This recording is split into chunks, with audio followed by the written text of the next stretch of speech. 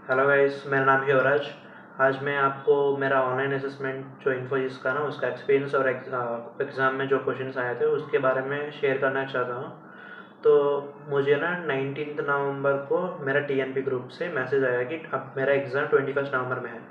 तो बीच में सिर्फ एक ही दिन था मुझे प्रिपरेशन करने के लिए। तो एक दिन में तुम्हें पता है कि एक दिन में क्या ही कर सकता है। तो मैंने सोचा अब जो ट्रेंड फॉलो कर रहे हैं ना सब लोग कि पहला क्वेश्चन का ट्री है, दूसरा को ग्राफ है, तीसरा वाला डायनेमिक प्रोग्रामिंग में हार्ड लेवल पे कुछ ऐसा कुछ ट्रेंड चल रहा था। मैंने सोच लिया कि ठीक है, पहला इजी वाला मैं देख ही लूँगा। इजी का ट्री कॉन्सेप्ट है तो मैंने ट्री का सब कॉन्सेप्ट कवर कर ली। और मैंने जो अटैच्ड सैम्पल पेपर होता है ना इन्फोसिस का, जो मतलब उसमें भी तो पहला क्वेश्चन ग्राफ मतलब पहला वाला ट्री था। तो मैंने उसे ट्राई किया तो हो गया मेरे साथ। मैंने सोच लिया कि क्वेश्चंस तो हो रहे हैं, अगर पहला क्वेश्चन ट्री में आया तो मैंने सब फिर से वही किया कि ट्री का पूरा कॉन्सेप्ट रिवाइज कर ली। और 21 जो एग्ज़ाम हुआ उस दिन था, उस दिन आ ही गया। तो हम सब लोग मेरे दोस्तों से मिलकर एग्ज़ाम मतलब कॉलेज जो सेंटर दिया था वहाँ चले गए थे।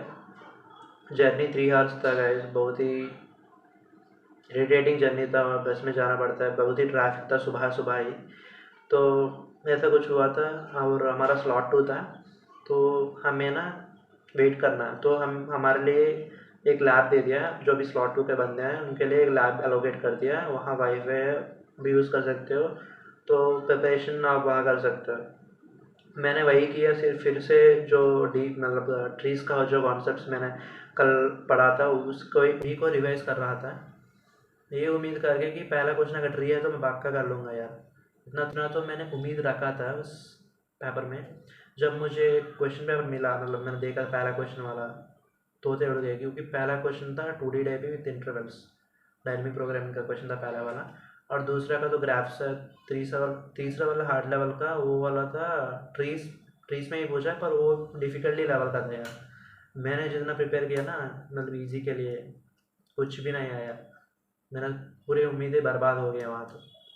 कॉम्प्लेक्स तो मैं भाई छुआ तक नहीं उसे, क्योंकि मुझे समझ में आ गया कि पैटर्न कैसे चल रहा है। तो मैंने पहले क्वेश्चन के हिसाब से उसमें ट्राई किया था, थोड़ा बहुत पार्शियल हो गया था मेरा।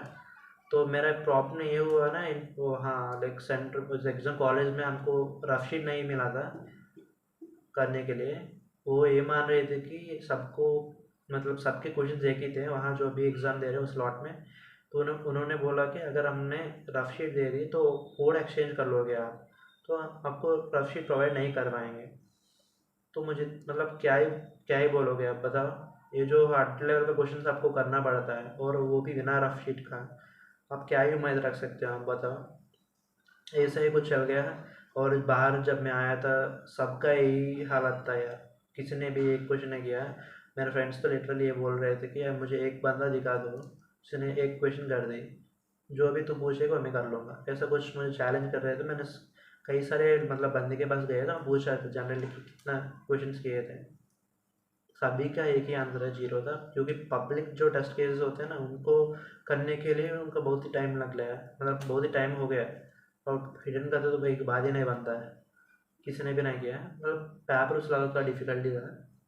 अगर आप जो मान के चल रहे हैं ना ये पहला वाला ये है दूसरा वाला ये सब कुछ उम्मीदें मत रखो।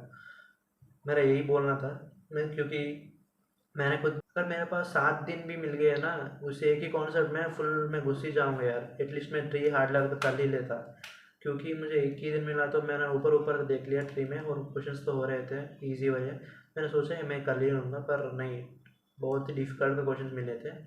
तो अगर किसी का पास मतलब किसी का एग्ज़ाम अगले 5-10 दिन में है ना, तो आप ये उम्मीद ना रखो कि क्वेश्चंस आप पहले ही बस बेसिक्स देखकर मैं क्वेश्चंस कर लूँगा। नहीं, ऐसा कुछ नहीं आने वाला है। एक टॉपिक पकड़ो और पूरा चले जाओ इसमें, पूरा मतलब बेसिक से लेकर हार्ड लेवल तक पूरा आपको समझ में आना चाहिए। क्योंकि सब क्वेश्चंस ना मिक्सड कॉन्सेप्ट दे रहे हैं, मतलब 2-3 डीएसए के मतलब कॉन्सेप्ट्स को मिक्स करके क्वेश्चंस बना रहे हैं। तो डिफ़िकल्टी बहुत ही ज़्यादा है। मुझे लग रहा है कि वो ना जो इन्फोसिस डीएससी है, मुझे ऐसा लगा मतलब डीएससी चीज़ का कोई रोल है, वो तो है ही नहीं। मतलब उनका हायरिंग सिर्फ इसलिए फोकस हो रहा है कि L1 L2 L3 में किसी को हायर कर ले। मुझे ऐसा ही लगा, इतना डिफिकल्ट लगा रहा था। तो क्वेश्चन मैं आपको दे दूंगा डिस्क्रिप्शन में। तो और एक बात, और एक बात बोलना था, जो किसी के पास 10 दिन से ज़्यादा है तो प्रिपरेशन के लिए, तो उनके लिए मुझे एक वीडियो बनाना है।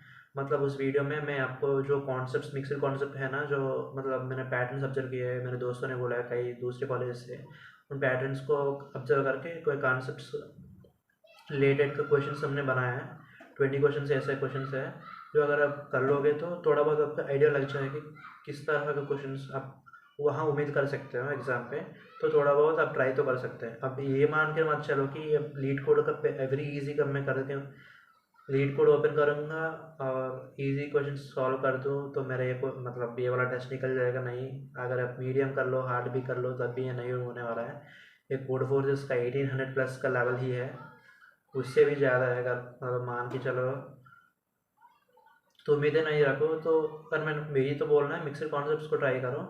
ऐसा कुछ मॉडल्स तो मैं आपको देना चाहता हूँ। तो वीडियो पसंद आए तो लाइक करो और अगले वीडियो के लिए वेट करो। सब्सक्राइब तो मत भूलना यार। बाय।